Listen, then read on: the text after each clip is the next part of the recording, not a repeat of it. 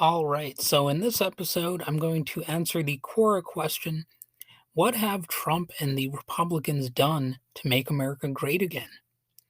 So, we recently had democracy ruined by coup attempts and theocratic neo fascist lunatics, but I wouldn't consider that so great. That aside, what about his economic policy? A truly worthwhile Trump economic agenda was never going to emerge because all right wing populism is convoluted, and Trump was no exception. Remember, Trump declared, "I'll be the greatest jobs president that God ever created." That was not the case, thanks largely to his failed response to the coronavirus pandemic.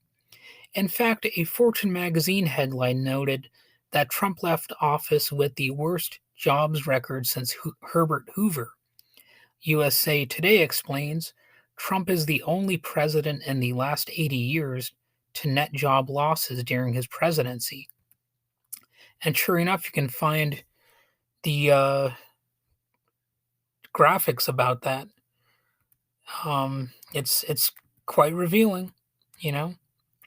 There was never any emerging anti-establishment economic agenda because Trump never had a coherent set of economic beliefs.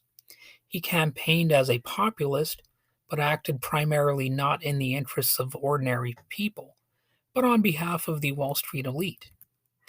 He did not carry through on his proposal to tax hedge funds, which was a campaign promise broken, nor did he disempower Goldman Sachs as promised. In fact, as sort of a big slap in the face to people who might have voted for him for the promise to disempower Goldman Sachs.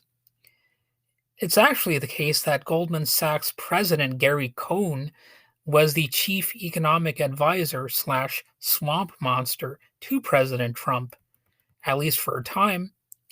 And possibly the best thing passed under Trump was the United States Mexico Canada Agreement, or the USMCA, which did not truly eliminate NAFTA, but only modified it with a few new features.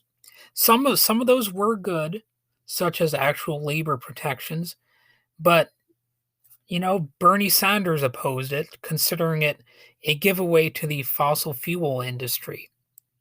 So, yeah, even for those of us who thought, well, it's probably going to be a good thing. Well, some people definitely saw through it. They saw it as yet another corporate giveaway, and they were like, nah, I don't like this.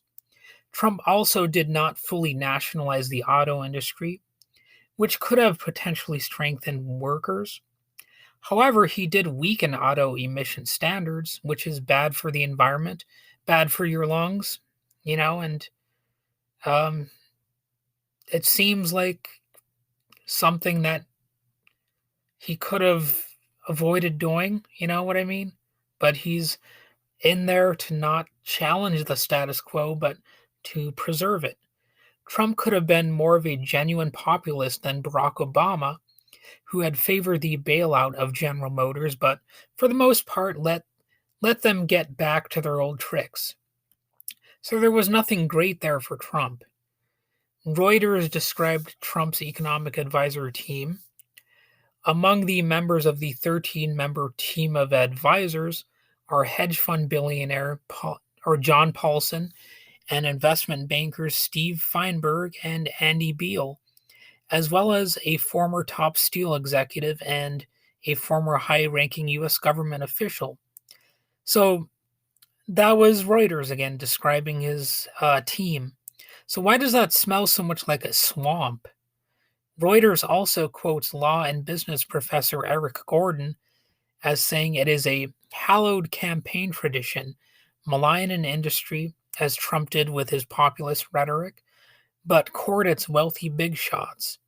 And of course, that's exactly what he did. Trump may have made populist noises, and people even compared him to Bernie Sanders, with the LA Times even referring to the populist sentiment fueling both the Bernie Sanders and Donald Trump campaigns. But to hear him compared to Bernie Sanders in terms of actual policy objectives you would be able to note some major differences immediately. There are lots of rats to be smelled there.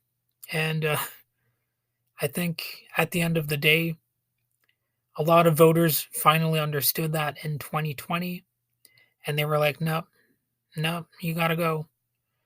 And hopefully he's not back in 2024. But this country is just dumb enough to let that happen. So I guess we'll see how things really turn out. And if he actually does come back, or somebody like him, well, we're going to be in a lot of trouble, folks. A lot of trouble.